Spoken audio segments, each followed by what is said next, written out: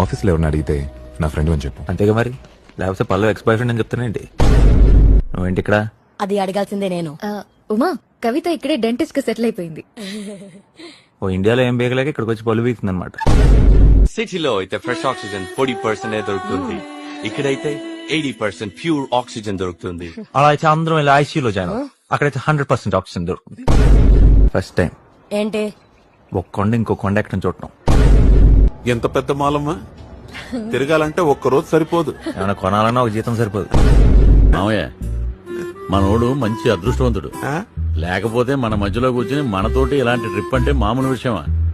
అవును, మీది పెద్ద టిప్ సుల్తాన్ ఫ్యామిలీ. మరి లొకేషన్ అటుంది, అందుకే గట్టి పెట్టే. అర్థం చేసుకోవడానికి మనలాగా లోక జ్ఞానం ఉండాలి కదా మామయ్య. అవునులే.